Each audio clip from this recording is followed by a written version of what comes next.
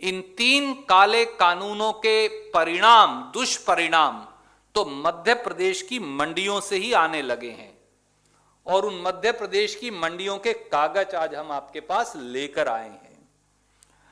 प्रधानमंत्री और कृषि मंत्री आज जब मध्य प्रदेश की किसान को संबोधित करने का स्वांग रच रहे थे, तो काश वो मध्य प्रदेश की मंडियों का हाल तो जान लेते।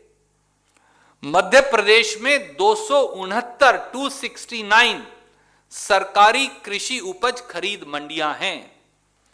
इस कानून के आने के बाद मध्य प्रदेश में 47 मंडियां बंद हो गई। मैं फिर दोहराता हूं, 47 मंडियां पूरी तरह से बंद हो गई, जहां एक पैसे का कारोबार नहीं हो पाया है। और यही नहीं, 143 मंडियां ऐसी हैं मध्य प्रदेश में जहां पर कारोबार होना तो दूर, 50% कारोबार बंद हो गया। ये वो लिस्ट है जो ई-नैम पोर्टल से हम निकाल कर लाए हैं, जो दिखाते हैं कि कारोबार 0 हो गया। इतना ही नहीं, मध्य प्रदेश में 1850 रुपए के समर्थन मूल्य का मक्का 810 रुपए में बिक रहा है मोदी जी, और बिहार में 900 रुपए में। काश अगर आप ये जान लेते। और एक रसीद है हमारे पास जो हम वहां से, ये है वो रसीद मध्य प्रदेश के उसी किसान की जिसे आप संबोधित कर रहे थे, और ये हम लेकर आए हैं झाबुआ से। 510 रुपए में मक्का बिका है, 1850 रुपए क्विंटल का। ये आपके काले कानूनों का सबूत है। और साथियों, काले कानून आते ही किसान समर्थन मूल्य से कम बेचने पर मजबूर हो गया। यह हम नहीं कह रहे। एक निजी न्यूज एजेंसी ने हाल में ही 15 राज्यों की 291 मंडियों का सर्वे किया। उसमें पाया गया कि ये 3 काले कानून आने के बाद धान का समर्थन मूल्य यूपी में 47% गिर गया, गुजरात में 83% गिरा, कर्नाटक में 63% गिरा, तेलंगाना में 60% गिरा, और पूरे देश में 77% किसानों को धान का न्यूनतम समर्थन मूल्य नहीं मिला। इससे बड़ी झूठ और क्या होगी मोदी जी। और किसान को आप बात करते हैं दालों की। किसान को लूटने के लिए मोदी सरकार जब उनकी फसल आती है तो विदेशों से आयात करती है। इसके 2 उदाहरण मैं पेश करूंगा। मक्का के किसानों पर मोदी सरकार ने आघात करते हुए, जैसे ही मक्का की फसल इस बार आई तो इंपोर्ट ड्यूटी दलालों के साथ मिलकर 50% से घटाकर मक्का की इंपोर्ट ड्यूटी 15% कर दी। ऐसा क्यों किया आपने?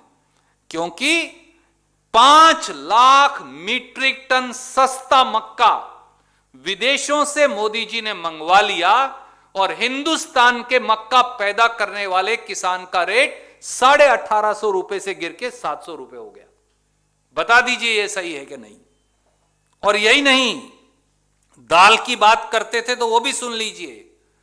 कांग्रेस ने यह साबित किया था कि साल 2016 में आपने 15 महीने में 37 से 41 रुपए किलो पर दाल मंगवाकर देशवासियों को 150 रुपए बिकवाकर 2.5 लाख करोड़ की लूट करवाई थी। और साल 2020-21 में तो हद हो गई है। साल 2020-21 में अब जब किसान की दालें आएंगी तो मोदी सरकार ने 30 लाख टन, चौंकिए मत, 30 लाख टन विदेशों से दाल मंगवाने का निर्णय कर लिया है। इससे बड़ा आघात किसान के ऊपर होगा क्या? और साथियों, एक सीधा सवाल मोदी जी से है। मोदी जी, प्रधानमंत्री मोदी, मुख्यमंत्री मोदी की बात क्यों नहीं मानते? उससे किसान की सारी समस्या हल हो जाएगी, यही किसान की मांग है। मोदी की बात क्यों नहीं मानते? क्या इसका जवाब देश के किसान को देंगे प्रधानमंत्री जी?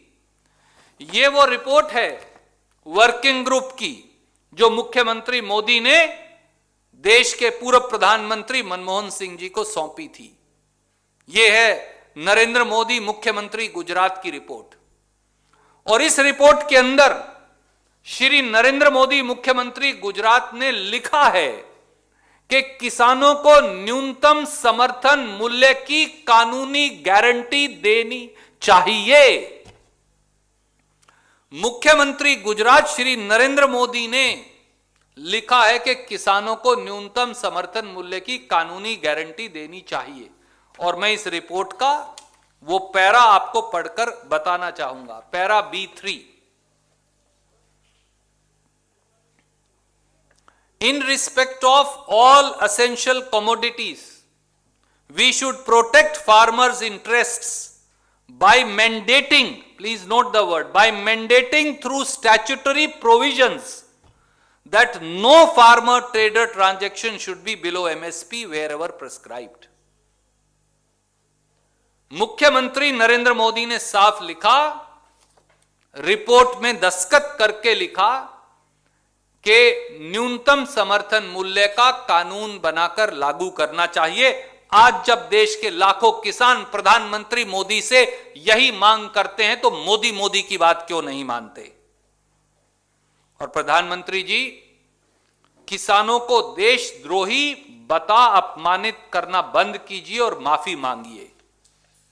मनोहर लाल खट्टर जी किसानों को खालिस्तानी बताते हैं।